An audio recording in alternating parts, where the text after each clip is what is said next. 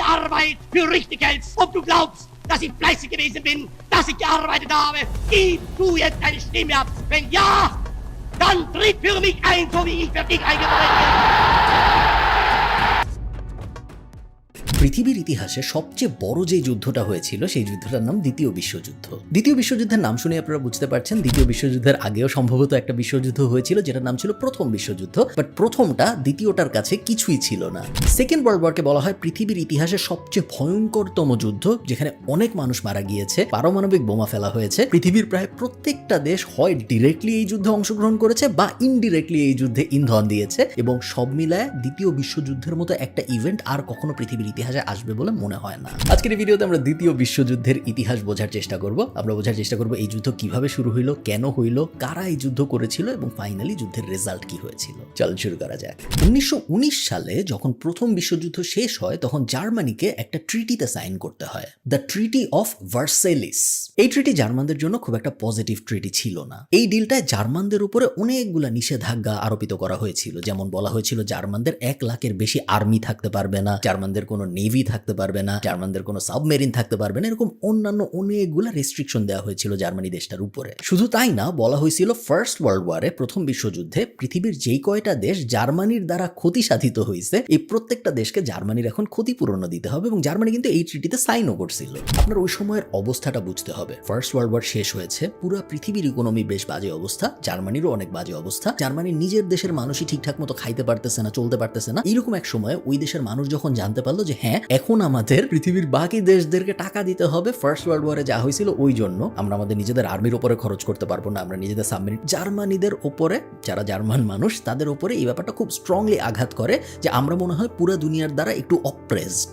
পুরো জার্মানির অবস্থায় অনেক বাজে ছিল, এবং বাজে অবস্থায় এরকম সিচুয়েশনে সাধারণত যা হয় তাই হয়েছে, সেটা হলো রাইট উইং যেসব পার্টি আছে যারা একটু ফান্ডামেন্টালি রাইট, ডানপন্থী, তাদের উদ্ভব ঘটে অনেক। এইরকম যখন অবস্থা জার্মানির, তখন জার্মানিতে একজন রাজনীতিবিদ ছিল যিনি জার্মান মানুষদের বলে তোমরা যদি আমাকে ইলেক্ট করো, তোমরা যদি আমাকে তোমাদের প্রধান বানাও, তাহলে আমি কয়েকটা জিনিস করব। 1 নম্বর জিনিস, আমি ট্রিটির ধার ধারবো না, ট্রিটিতে কি আসে না আসে আমার কিছু যায় আসে না, জার্মানি পৃথিবীর অন্যান্য দেশকে টাকা দিবে না। সেকেন্ড, জার্মানির মানুষ শুধুমাত্র জার্মানির ব্যাপারে কেয়ার করবে, অন্যান্য কোনো দেশ পুরো পৃথিবীতে কি হচ্ছে তাতে আমাদের কিছু যায় আসবে না। থার্ড, জার্মানি শুধু যে নিজেদের উপর কেয়ার করবে তা না, আমরা পুরো পৃথিবীতে জার্মানিকে বড় করব, আশপাশের যেসব দেশ আছে সেগুলোকে আমরা নিয়ে নেওয়ার চেষ্টা করব, জার্মানি হবে পৃথিবীর 1 নাম্বার দেশ, এবং এটাই আমার স্বপ্ন। যদি তোমরা এই স্বপ্নতে একমত হও তাহলে তোমরা আমাকে ভোট দাও। এই রাজনীতিবিদ বিশাল জনপ্রিয়তা পায় এইসব কথাবার্তা বলে, এবং 1933 সালে মানুষজন একে ভোট দিয়ে জার্মানির চ্যান্সেলর বানায়, এবং এই রাজনীতিবিদের নাম আপনারা সবাই জানেন, ইনার নাম Adolf Hitler. Einzige Bewegung gekommen sei. Sie steht fest, so wie dieser Block hier. Ich halt!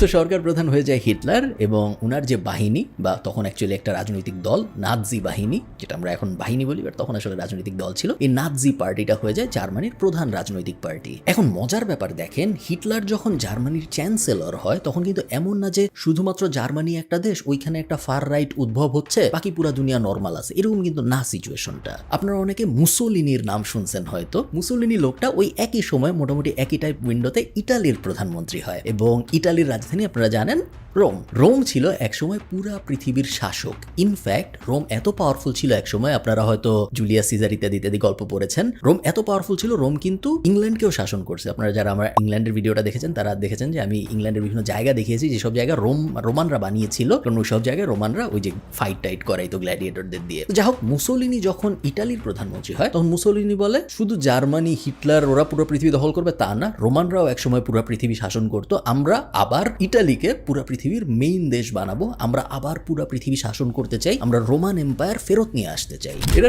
খুব অদ্ভুত সময় ছিল, কারণ এই সময় ইভেন এমন দেশ যেসব দেশকে আপনি ভাবেন যে এই দেশ কখনো ঝামেলায় জড়াবে না, এটা শান্তিপূর্ণ একটা দেশ, এইরকম দেশে এই সময় ঝামেলায় জড়াইতো। আমি এক্সাম্পল দিই, জাপান এই সময় প্ল্যান করতেছিল যে কিভাবে ওরা চায়নার এক অংশ দখল করে ফেলবে, এবং সাউথ ইস্ট এশিয়ারও এক অংশ দখল করে কিভাবে ওরা জাপান দেশটাকে বড় করবে। যাই হোক, মানুষজন ভয়ঙ্কর রকম পছন্দ করে হিটলারকে জার্মানিতে। নাৎজি পার্টি ছিল ওই সময় সবচেয়ে জনপ্রিয় পার্টি এবং প্রত্যেক হাউস হোল্ড থেকে, এটা ইতিহাসে কখনো হয় না জার্মানিতে এর আগে, প্রত্যেক বাসার থেকে হিটলার ভোট পায়, যেটা আগে কখনো হয় নাই, এবং নাৎজি পার্টি ক্ষমতায় চলে আসে। ক্ষমতায় আসার পরে হিটলার প্রথমে একটা ইন্টারেস্টিং কাজ করে, ও যা প্রমিস করছিল তাই করবে, কোনো প্রমিসের ব্যত্যয় নাই।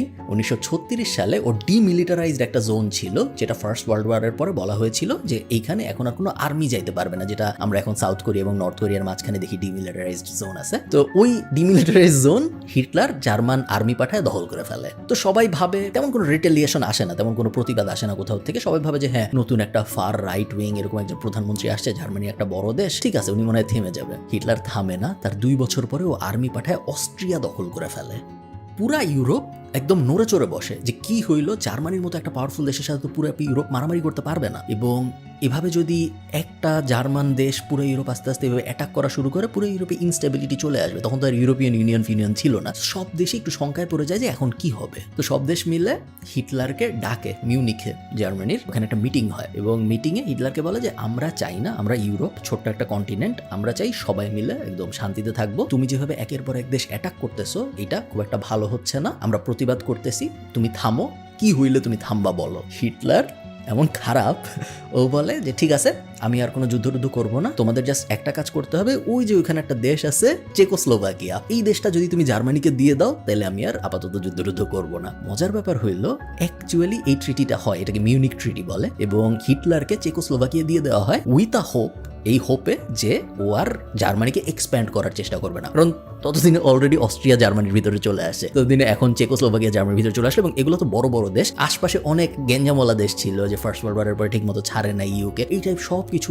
ওর মধ্যে কিন্তু জার্মানি দখল করে ফেলছে। এখন আপনি মজার কাহিনীটা দেখেন, একটু আগে মনে আছে আমি মুসোলিনির কথা বলতেছিলাম যে রোমান সাম্রাজ্য বানাবে এরকম পরিকল্পনা করছে। তো মুসোলিনি ওখানে হিটলারকে দেখে যে হ্যাঁ, হিটলার তো একের পর এক দেশ দখল করে ফেলতেছে, আমরা তো পিছায় পড়তেছি, রোমান সাম্রাজ্য বানানোর কি হবে। কথা নাই বার্তা নাই, ইটালি হঠাৎ করে যায় ইথিওপিয়া দখল করে ফেলে, ওখানে একটা যুদ্ধ হয়, খুব বেশি দিনের যুদ্ধ এরকম না, ইটালি তখন অনেক পাওয়ারফুল, ইথিওপিয়ার কোনো পাওয়ার তখনও ছিল না, এখনো হয়তো সেরকম কোনো পাওয়ার নেই, ইথিওপিয়া হয়ে যায় ইটালি। পুরা দুনিয়ায় একটা ভয়ঙ্কর অস্থিরতা চলে আসে, কোনো দেশই সেফ না, সব দেশই আতঙ্কে যে আমাকে মনে হয় জার্মানি অ্যাটাক করবে, আমাকে মনে হয় ইটালি অ্যাটাক করবে, আমাকে মনে হয় কেউ না কেউ নিয়ে যাবে, আমি যে আমার দেশ হয়ে আসি কতদিন থাকতে পারবো আমি জানি না। এবং তাই হয়। তার ঠিক কয়েকদিন পরে ওই যে ট্রিটি হয়েছিল, মিউনিক ট্রিটি, যেখানে হিটলার বলছিল যে না আমি আর কোনো দেশে অ্যাটাক করবো না আপাতত, ওই ট্রিটি হিটলার ভেঙে ফেলে এবং ও পোল্যান্ড অ্যাটাক করে বসে। পোল্যান্ডকে যখন অ্যাটাক করা হয় তখন বড় 2টা দেশ, ইউরোপের ভিতরে সবচেয়ে বড় 2টা দেশ, গ্রেট ব্রিটেন যেটা ইউনাইটেড কিংডম এবং ফ্রান্স, এই 2টা দেশ নড়েচড়া বসে, কারণ ওরা ভাবে যে জার্মানি যদি পোল্যান্ড পর্যন্ত চলে আসে, জার্মানি যদি এভাবে পোল্যান্ড নিয়ে ফেলে, তাহলে হোয়াট স্টপস জার্মানি যে ওরা ইউকেও নিয়ে নিতে চাবে না, হোয়াট স্টপস জার্মানি যে ওরা ফ্রান্সও নিয়ে নিতে চাবে না। সো ইউকে এবং ফ্রান্স এই 2 দেশ একত্রিত হয় এবং বলে যে আমরা জার্মানিকে আর আগাইতে দিব না, আমরা হিটলারকে আর আগাইতে দিব না, আমরা যুদ্ধ ঘোষণা করতেছি। 1939 সালে ইউকে এবং ফ্রান্স মিলে এই ঘোষণাটা দেয় যে আমরা যুদ্ধ শুরু করতেছি, আমরা প্রতিবাদ শুরু করতেছি, প্রতিরোধ শুরু করতেছি। যেহেতু 1939 সালে এই ঘোষণা আসে, এই কারণে সেকেন্ড ওয়ার্ল্ড ওয়ারের দ্বিতীয় বিশ্বযুদ্ধের প্রথম বছর ধরা হয় 1939 সালকে। হাউএভার যুদ্ধ কিন্তু আরো আগে থেকে চলতেছে, জার্মানি দখল আরো আগে থেকেই শুরু করে দিছিল, যুদ্ধ শুরু হয়। এখন আপনি দেখেন ব্যাপারটা কি হচ্ছে, জার্মানি ফাইট করতেছে ইউকে এবং ফ্রান্সের মিত্র বাহিনীর সাথে, দুজন একসাথে মিলে এক বাহিনী হয়েছে, এই কারণে এটাকে বলে মিত্র বাহিনী, বাংলা আমরা মিত্র বাহিনী বলি, এমনিতে অ্যালাই ফোর্স বলে। তো মিত্র বাহিনীর সাথে জার্মানি যুদ্ধ করতেছে জাস্ট নিজেদেরকে বাঁচানোর জন্য, কারণ এরা রেগুলারলি জার্মানিকে অ্যাটাক করতেছে থামানোর জন্য। আবার অন্যদিকে জার্মানি অনেকগুলো দেশ তো অলরেডি দখল করে ফেলছে, অস্ট্রিয়া, পোল্যান্ড ইত্যাদি ইত্যাদি, ওই সব দেশ এখন দখল করে তো আর্মি সরাই নিয়ে আরেক জায়গায় চলে যাওয়া যায় না, ওই সব দেশে গেরিলা অ্যাটাক হচ্ছে, তো ওই সব দেশে জার্মানির আর্মির থাকতে হচ্ছে ওই সব দেশকে দখলে রাখার জন্য, ওই জিনিস চলতেছে। অনেকে ভাবে যে জার্মানি এতগুলা যুদ্ধ কিভাবে করবে, এবার মনে হয় হিটলার থামবে, কারণ এত জিনিস একসাথে ম্যানেজ করা তো সম্ভব না, এত বড় বড় 2টা দেশের সাথে মারামারি চলতেছে, আবার অনেকগুলো দেশ দখল করছে, ওগুলা ম্যানেজ করতে হচ্ছে, মনে হয় আর বাড়া সম্ভব না। এরকম যখন সবাই ভাবতেছে তখন জাস্ট 1 সপ্তাহের মধ্যে ডেনমার্ক এবং নরওয়েও জার্মানির কাছে চলে যায়। কেউ এক্সপেক্টই করে নাই যে এত ঝামেলার মধ্যেও হিটলার নতুন দেশ অ্যাটাক করার সাহস পাবে।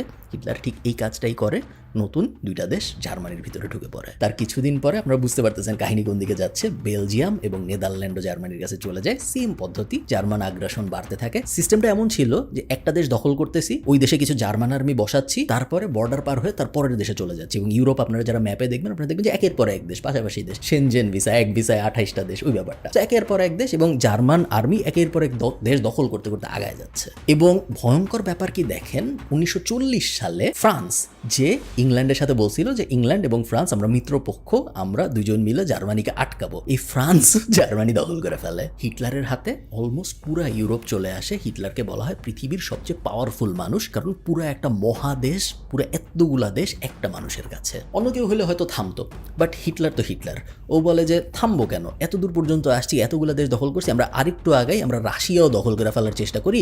মস্কো শহরটা অনেক সুন্দর, মস্কো শহরটাকে আমার অনেক ভালো লাগে, আমি আমার আর্মিকে বলবো তোমরা আরেকটু আগাও, আরো কিছুদিন মনোবল রাখো, যদি তোমরা মনোবল রাখতে পারো তাহলে আমরা মস্কো দখল করে ফেলতে পারবো। অপারেশন বারবারোসা বলা হয় এই ব্যাপারটাকে। প্রায় 30 লাখ আর্মি নিয়ে, 30 লাখ আর্মি নিয়ে জার্মান সৈন্যরা রাশিয়ায় প্রবেশ করে। উদ্দেশ্য পুরা রাশিয়াকে দখল করে জার্মানি বানায় ফেলা। ইনিশিয়ালি মনে হচ্ছিল জার্মানি জিতবে এই যুদ্ধে, হাউএভার রাশিয়ান আর্মি খুবই স্ট্রং প্রতিরোধ শুরু করে। এর মধ্যে রাশিয়ায় শীতকালও চলে আসে, যেটা খুব বড় একটা রোল প্লে করেছে। জার্মান আর্মি রাশিয়ান শীতে কাঁপতে থাকুক, আমরা একটু পৃথিবীর অন্য প্রান্তে আসি। মনে আছে আমি একটু আগে আপনাদের বলতেছিলাম যে পৃথিবীর অনেক দেশ, যেসব দেশ আসলে বেশ শান্তিপূর্ণ, কোনো ঝামেলা নাই, এরকম দেশগুলো এই সময় পাগল পাগল আচরণ করতেছিল। ইউরোপে যখন এরকম ভয়ঙ্কর যুদ্ধ চলতেছে, ওই রকম সময় জাপান কোনো কথা নাই বার্তা নেই হঠাৎ করে হাইতি দখল করার চেষ্টা করে। আপনারা এই যুদ্ধের নাম জানেন, এই যুদ্ধটাকে বলা হয় পার্ল হারবারের যুদ্ধ, পার্ল হারবার ওয়ার। এবং জাপান মূলত আমেরিকার একটা বেস ছিল হাইতিতে, সেই বেসটা অ্যাটাক করে। উদ্দেশ্য ছিল বেসটা ধ্বংস করে ফেলবো এবং পুরো হাইতি আমরা জাপানের ম্যাপের ভিতরে নিয়ে আসবো। 2400 মানুষ মারা যায়। 2400 মানুষের মধ্যে বেশিরভাগই ছিল আমেরিকান সোলজার। তো আমেরিকা যা করার তাই করে। আমেরিকা বলে আমরা জাপানকে পৃথিবীর বুক থেকে নিশ্চিহ্ন করে দিব, আমরা জাপানের বিরুদ্ধে যুদ্ধ ঘোষণা করতেছি। তো আপনি বুঝতে পারতেছেন ওয়ার্ল্ড ওয়ার কেন বলতেছি আমরা এটাকে। আমেরিকা জাপানের সাথে যুদ্ধ করা শুরু করছে, ইউরোপে তো সবাই সবার সাথে মোটামুটি যুদ্ধ করতেছে। এগুলো বড় বড় যুদ্ধ, এর মধ্যে কিন্তু অনেকগুলো ছোট ছোট যুদ্ধ হচ্ছে যেগুলো আমরা এখন বলার মতো বলতেছিও না, ইগনোর করে যাচ্ছি। যেমন ইজিপ্ট তখন সুয়েজ ক্যানালকে দখল করবে, এটা নিয়ে মিডল ইস্টে একটা যুদ্ধ বেঁধে গেছিল। এগুলো ছোটখাটো যুদ্ধ, কনটেক্সট অফ এত বড় যুদ্ধ, তো এগুলো নিয়ে এখন আমরা অত আলাপ আলোচনা করবো না। জার্মান আর্মির পরিকল্পনা ছিল খুবই সিম্পল, আমরা রাশিয়া দখল করব। আমরা 30 লাখ আর্মি নিয়ে গেছি, কোনোভাবেই সম্ভব না আমাদের হারানো, আমরা রাশিয়া দখল করবো তো করবোই। রাশিয়া দখল করার পরে রাশিয়ায় অনেক রেশন আছে, তো রাশিয়ায় ডাল আছে, চাল আছে, রুটি আছে, পানি আছে, ইত্যাদি সবকিছু আছে। এগুলা দিয়ে আমরা আমাদের 30 লাখ আর্মিকে খাওয়াবো, কারণ রাশিয়া থেকে তো জার্মানি অনেক দূরে, এত দূরে তো আমরা রেশন নিয়ে যেতে পারবো না। এরকম প্রতিকূল পরিবেশের মধ্যে দিয়ে, ভিতরে প্রত্যেকটা দেশে যুদ্ধ চলতেছে এবং আমরাই যুদ্ধ বাধাইছি প্রত্যেকটা দেশে। তো এরকম প্রতিকূল পরিবেশের মধ্যে দিয়ে আমরা এত রেশন নিয়ে যেতে পারবো না। আমরা যেটা করবো, আমরা রাশিয়া দখল করবো, রাশিয়ার থেকে রেশন নিবো। সো রাশিয়া যে ক্ষেত খামার আছে সেগুলো আমরা হারভেস্ট করবো, ওইটা খাবো, এবং তারপরে আমরা রাশিয়ার পরে চিন্তা করবো যে এখন কি আমরা আরো এক্সপ্যান্ড করবো নাকি রাশিয়া দখল করে ওখানে আমাদের যুদ্ধ শেষ করবো। এটা ছিল হিটলারের পরিকল্পনা। হাউএভার ওরা দেখে রাশিয়ান আর্মি জিততেছে না, বাট রাশিয়ান আর্মি যখনই পিছাচ্ছে তখন রাশিয়ান আর্মি আশপাশের সব রেশন নষ্ট করে যাচ্ছে। তো ক্ষেত থাকলে পুরাই দিচ্ছে, বাড়িঘর থাকলে জ্বালা দিচ্ছে নিজেরাই, কিন্তু রাশিয়ান আর্মি রাশিয়ার মানুষেরই বাড়িঘর জ্বালা দিচ্ছে, ক্ষেত খামার পুরাই দিচ্ছে। তার কারণ ওরা চায় না জার্মানি কোনো রেশন পাক। এবং একটু আগে আমি আপনাদের যে বললাম ভয়ঙ্কর শীত পড়া শুরু করছে, রাশিয়ান শীত কিন্তু পৃথিবীর সবচেয়ে ভয়ঙ্কর শীতগুলার একটা। জার্মান আর্মি মারা যাওয়া শুরু করে রেশনের অভাবে, গেরিলা অ্যাটাকে বিভিন্ন রাশিয়ান আর্মির, এবং রোগবালাইয়ের কারণে। এই প্রথম, এর আগে কখনো মনে হয়নি হিটলারকে থামানো যাবে, বাট এই প্রথম রাশিয়া অ্যাটাক করতে যেয়ে যখন হিটলার ফার্স্ট একটা রোড ব্লক পাইলো, তখন পুরো পৃথিবীর মনে হইলো যে না, হিটলারকে মনে হয় থামানো সম্ভব। তার ঠিক কিছুদিন পরে, আমি কাহিনী অনেক বড় বাট একটু ছোট করে বলতেছি, একটা ভয়ঙ্কর যুদ্ধ হয়। এই যুদ্ধটাকে বলে স্ট্যালিনগ্রাদের যুদ্ধ। রাশিয়ান আর্মি 3 দিক থেকে জার্মান আর্মিকে অ্যাটাক করে এবং 20 লাখ মানুষ মারা যায় মাত্র 3-4 দিনের ব্যবধানে ওই যুদ্ধে। জার্মান আর্মি রাশিয়ার কাছে সারেন্ডার করে এবং বলে আমরা রাশিয়া দখল করতে পারতেছি না, আমরা সারেন্ডার করতেছি। ওইদিকে আমেরিকা কিন্তু জাপানকে অ্যাটাক করেই যাচ্ছে। জাপানের একের পর এক এয়ারক্রাফট বাহী জাহাজ টাহাজ ডুবাই দিয়ে যাচ্ছে আমেরিকা। প্রত্যেক দিনই নিউজ আসতেছে যে আমেরিকা আজকে বম্বিং করে জাপানের এই ডুবাই দিছে, ওই ডুবাই দিছে। মোটামুটি পার্ল হারবার ধ্বংসস্তূপ হয়ে গেছে। এখন আপনি দেখেন জার্মানি কিন্তু একসাথে অনেকগুলো যুদ্ধ করতেছিল। সো রাশিয়ার ওইখানে ওরা সারেন্ডার করছে, বাট পুরো ইউরোপে কিন্তু ওরা সারেন্ডার করেনি। সারেন্ডার তো করেই নাই। হিটলারের মনে হয়েছে যে আচ্ছা, আমি রাশিয়া দখল করতে চাইছিলাম, আমি রাশিয়া দখল করতে পারি নাই, বাট ঠিক আছে, ইউরোপের ভিতরে তো অনেকগুলো দেশ আমি দখল করছি, ইউরোপের ভিতরেই 2-1টা বড় বড় দেশ আছে যেগুলো আমি দখল করতে পারি নাই, ওইটা অ্যাটাক করার চেষ্টা করি। একদিকে মুসোলিনি চেষ্টা করতেছিল রোমান এম্পায়ার বড় করার জন্য, রোমান সাম্রাজ্য, অন্যদিকে হিটলার চেষ্টা করতেছে জার্মান এম্পায়ার বড় করার জন্য। এই দুটার মধ্যে এখন যুদ্ধ লাগে এবং জার্মানি ইটালিকে অ্যাটাক করে। ইটালি হেরে যায়, আমি কাহিনী অত বড় করবো না, ইটালি শেষ পর্যন্ত হেরে যায় এবং জার্মানি ইটালিকে দখল করে ফেলে। হাউএভার এই যুদ্ধে জিততে যেয়ে, রোমান এম্পায়ার দখল করতে যেয়ে জার্মানির এত ক্ষতি হয় যে অনেক অনেকেই মনে করে যে হ্যাঁ, জার্মানি যদিও এই যুদ্ধে জিতছে, বাট এই যুদ্ধে জিতাটা হয়তো ওদের জন্য খুব বড় ধরনের একটা ভুল, কারণ এত ক্ষতি হয়েছে, এত মানুষ মারা গিয়েছে যে জার্মানি এত বড় রিজিয়ন, ইউরোপ তো একটা বিশাল রিজিয়ন, এত বড় রিজিয়ন মনে হয় কন্ট্রোলে রাখতে পারবে না। এর মাঝখানে আমেরিকা বলে যে আমরা ফ্রান্স এবং ইউকে এবং আমেরিকা হইলো তখন বেস্ট ফ্রেন্ড একদম, বলে আমরা ফ্রান্স এবং ইউকের সাথে জয়েন করতেছি, আমরা মিত্র বাহিনীতে জয়েন করছি, এবং তারপরেই হয় নরম্যান্ডির ডি-ডে। 1944 সালের জুন মাসের 6 তারিখে আকাশ থেকে 1,56,000 আর্মি নামে ফ্রান্সের নরম্যান্ডিতে, এবং এই কারণে এটাকে বলা হয় নরম্যান্ডির ডি-ডে। ডি-ডে মানে হলো ডিসিশন ডে। এই দিনেই ডিসিশন হবে যে ওয়ার্ল্ড ওয়ারের পরিণতি কি হবে। সেই যে মিত্রবাহিনী নামলো, মিত্রবাহিনী নেমেই চারিদিকে অ্যাটাক করা শুরু করে জার্মান আর্মিকে। জার্মান আর্মির অবস্থা আসলে তখন বেশ করুণ। জার্মান আর্মি একটা স্ট্র্যাটেজিক্যাল মিস্টেক করে ফেলছে। ওরা একই সাথে অনেকগুলা যুদ্ধ করতে যেয়ে প্রত্যেকটা যুদ্ধেই ওদের ক্ষতি হয়েছে। ইভেন যেই যুদ্ধগুলো ওরা জিতছে, তো রাশিয়ান যুদ্ধ তো ওরা হারছে, বাট যেসব যুদ্ধ ওরা জিতছে ইটালির সাথে ফর এক্সাম্পল, জিতেও ওদের এত ক্ষতি হয়েছে যে ওরা এত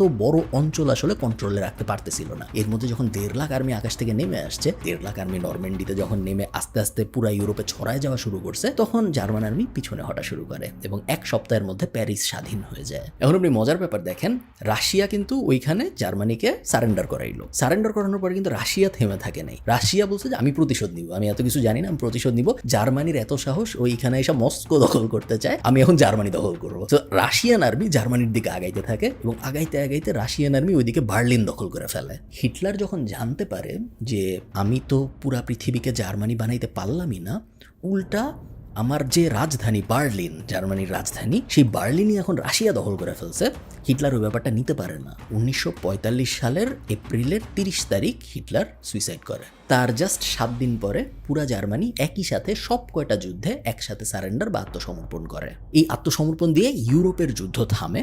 বাট আপনি দেখেন ইউরোপের যুদ্ধ থেমেছে, বাট ইউরোপের অবস্থা কিন্তু একদম ভ্যাবা চ্যাকাওয়ালা। অনেকগুলো অঞ্চল রাশিয়া দখল করছে জার্মানির কাছ থেকে। সো জার্মানি ধরেন একবার পোল্যান্ড দখল করছিল, ওটা এখন আবার রাশিয়া নিয়ে নিছে। সো ইউরোপের ম্যাপের অবস্থা খুবই বাজে, জার্মানির অবস্থা খুবই বাজে। জার্মানিতে আবার বার্লিন দেওয়াল নিয়ে আলাপ আলোচনা শুরু হয়েছে, ইস্ট বার্লিন, ওয়েস্ট বার্লিন ইত্যাদি। পুরো ইউরোপের অবস্থা বাজে। কাহিনী আর অনেক বড় করবো না, যেহেতু ভিডিওটা অনেক বড় হয়ে গিয়েছে। হাউএভার এই যুদ্ধ, আমেরিকা এবং জাপানের যুদ্ধ আরো 3 মাস চলে। ইউরোপের যুদ্ধ থামার 3 মাস পরে যে আমেরিকা যখন বুঝে যে আর কোনো আসলে উপায় নেই এবং এখন একটা বড় কিছু ঘটাইতে হবে যুদ্ধ থামানোর জন্য, তখন আমেরিকা কি করে আপনারা সবাই জানেন। আমেরিকা 2টা বোম ফেলে। পৃথিবীর ইতিহাসে একমাত্র 2টা অ্যাটম বোম যেটা মানুষের উপরে ফেলা হয়েছে। একটা ফেলা হয় হিরোশিমাতে এবং আরেকটা ফেলা হয় নাগাসাকিতে। 2 লাখ মানুষ মারা যায় এবং সেপ্টেম্বর 1945 সালে এসে জাপান ফাইনালি আমেরিকার কাছে সারেন্ডার করে।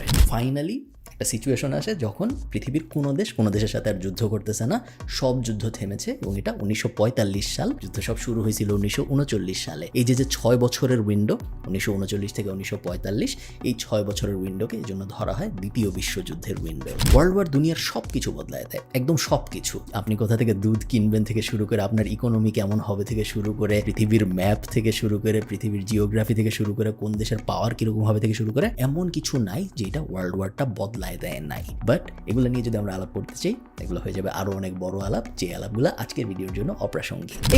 এই ছিল সেকেন্ড ওয়ার্ল্ড ওয়ারের হিস্ট্রি। আপনাদের যদি এই ভিডিওটা ভালো লাগে আমাকে অবশ্যই কমেন্টে জানাবেন। ওয়ার্ল্ড ওয়ার বা এরকম কমপ্লিকেটেড জিনিস এক্সপ্লেইন করাটা একটু কঠিন, বাট আমি চেষ্টা করেছি আমি যতটুকু পারি আপনাদেরকে ওয়ার্ল্ড ওয়ারের ব্যাপারটা বোঝানোর জন্য। আই উইল রিয়েলি অ্যাপ্রিশিয়েট যদি আপনি কমেন্ট করেন এবং এই ভিডিওতে একটা লাইক দেন। আমি সবসময় এটা বলি না, বাট যেহেতু এটা একটু কমপ্লিকেটেড ভিডিও, এই কারণে আমার একটু ভ্যালিডেশন পাইতে ইচ্ছা করতেছে। ভালো থাকেন সবাই, সবার সাথে আমার দেখা হবে পরের কোনো একটা ভিডিওতে। টাটা।